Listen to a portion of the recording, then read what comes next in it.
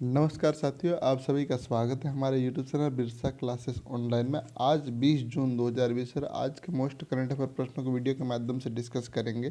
तो चलिए शुरुआत करते हैं। कल वीडियो के अंत में हमने एक प्रश्न पूछा था जिसका उत्तर आपको कमेंट बॉक्स में था। तो प्रश्न क्या था? हाल ही में सेंट्रल रेलवे ने यात्रियों की स्क्रीनिंग को तेज करने के लिए किस रोबोट को लॉन्च किया? तो इसका सही उत्तर ऑप्शन 4 कैप्टन अर्जुन।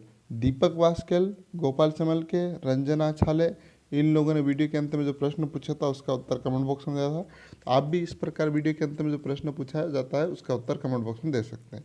अब पहले प्रश्न की बात करते हैं। हाल ही में किस देश के द्वारा जलवायु संकट की स्थिति पर अपनी रिपोर्ट जारी की है? राष्ट्रीय रिपोर्ट है ना। तो जापान, रूस, भारत, ऑस्ट्रेलिया। तो ऑप्शन सी, भारत ने जलवायु संकट पर अपनी राष्ट्रीय रिपोर्ट जारी की है। वो क्या जलवायु रिपोर्ट है, जो डिटेल में हम लोग देखते हैं किस प्रकार टेम्परेचर बढ़ा है।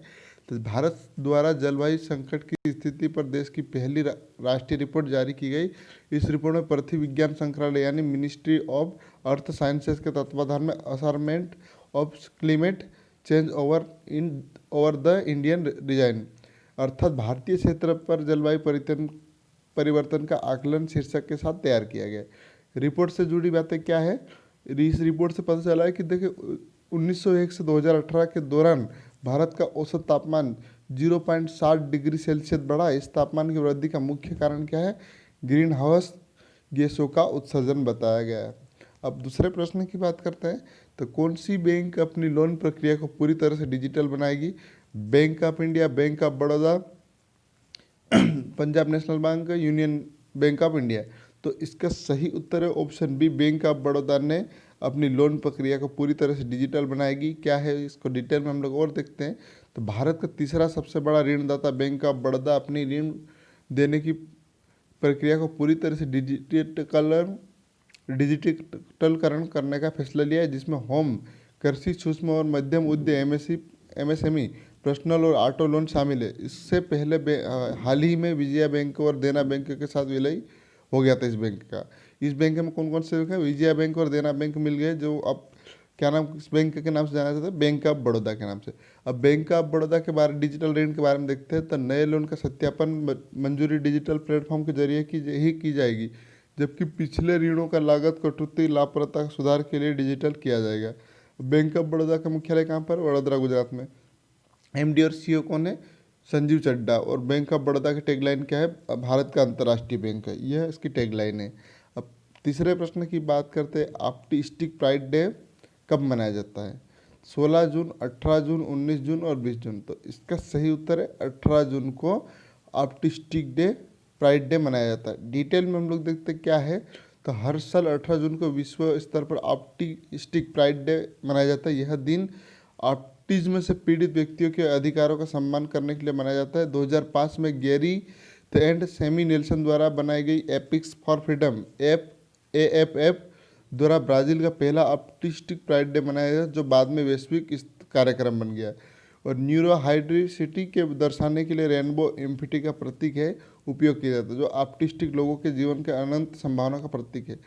ऑटिज्म स्पेक्ट्रम की डिसऑर्डर, ये बातचीत करने, दूसरे लोगों को व्यवहार से क्षमता को सीमित कर देता है ये बीमारी। और ऑटिज्म एक न्यूरोकल डिसऑर्डर है।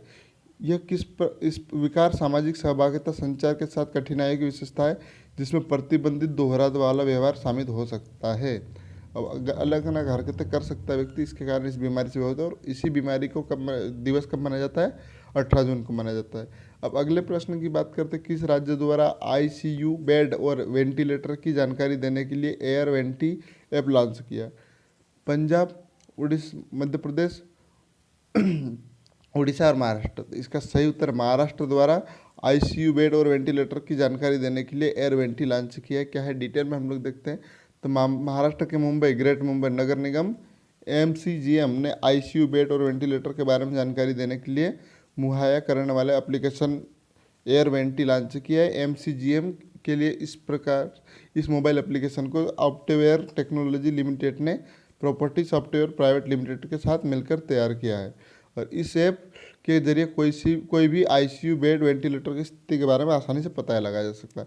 और मुंबई नगर निगम निकाय द्वारा लॉन्च किए गए मोबाइल ऐप एयर वेंटी का उद्देश्य ICU बेड, वेंटिलेटर के समग्र आंकड़ों सटीक जानकारी उपलब्ध कराना है। इससे सरकारी अथवा निजी दोनों अस्पताल के भर चुके अथवा खाली हो चुके आईसीयू बेड और वेंटिलेटर की जानकारी के अलावा अस्पताल का रास्ता और टेलीफोन कॉल ईमेल के माध्यम से अस्पताल से संपर्क करने की क्षमता है इतनी इतनी जानकारी हो गई है। अब महाराष्ट्र में हुआ तो महाराष्ट्र के बारे में देखते हैं। महाराष्ट्र की राजधानी क्या है? मुंबई। मुख्यमंत्री कौन है? उद्धव ठाकरे। भगत सिंह कोश्यारी यहाँ के राज्यपाल है। और यहाँ के प्रमुख राष्ट्रीय उद्यान की बात करें तो तड़ोबा राष्ट्रीय उद्यान, संजय गांधी राष्ट्रीय उद्यान, नवेगांव राष्ट्रीय उद्यान, गुगामल नेशनल पार्क और चंदौली नेशनल पार्क। कोयना नदी पर कोयना बांध स्थित है। यहाँ पर एलोरा की गुफा औरंगाबाद पे स्थित है। कनेरी गुफा मुंबई में स्थित है और अजंता गुफा औरंगाबाद में और एलिफेंटा गुफा मुंबई में। तो लोकसभा की सीट 48 है, राज्यसभा की 19 है और विधानसभा की 288 सीट। यहाँ पर विधान परिषद जो भारत के 6 राज्यों में जिसका संविधान के किस में उल्लेख है 169, 171 और 171 दो में इसका प्रावधान है गठन का विधान परिषद का। इसका गठन कैसे होता है? विधानसभा में 2/3 बहुमत से प्रस्ताव पारित किया जाता है, उसके बाद लोकसभा और राज्यसभा में पारित होता है, उसके बाद राष्ट्रपति के शासन होते ही किसी भी राज्य में विधान परिषद का गठन हो जाता है। अब 6 राज्यों में कौन कौन सी विधान परिषद है? उत्तर प्रदेश, बिहार, महाराष्ट्र, कर्नाटक, तेलंगाना और आंध्र प्रदेश। इतने राज्यों में आप देख सकते हैं। और महाराष्ट्र कहाँ पर स्थित है? यहाँ पर। महाराष्ट्र के मुख्यमंत्री भी विधान परिषद के ही सदस्य है। ये जानकारी बहुत प्रमुख है। चलिए अब अगले प्रश्न की बात करते हैं। हाल ही में किस बैंक द्वारा कोविड-19 महामारी से को कवर करने के लिए पॉलिसी लॉन्च की है? Punjab National bank, Karnataka bank, bank of Maharashtra, bank of India. तो इसका सही उत्तर कर्नाटक बैंक ने कोविड-19 की महामारी को कवर करने वाली पॉलिसी लॉन्च की है। इसका क्या उद्देश्य देखते हैं हम लोग। तो कर्नाटक बैंक ने अपनी सामाजिक जिम्मेदारी के तहत यूनिवर्सल सोमपो जनरल इंश्योरेंस कंपनी के साथ मिलकर कोविड-19 महामारी द्वारा उत्पन्न अनिश्चितताओं को कवर करने के लिए एक विशेष हेल्थ बीमा पॉलिसी शुरू की है। इस स्वास्थ्य बीमा पॉलिसी के तहत कोई भी व्यक्ति 120 दिनों की वैधता अवधि के साथ 399 रुपये के मामूली प्रीमियम के लिए कोविड-19 के साथ स्वास्थ्य कवर का लाभ ले सकता है।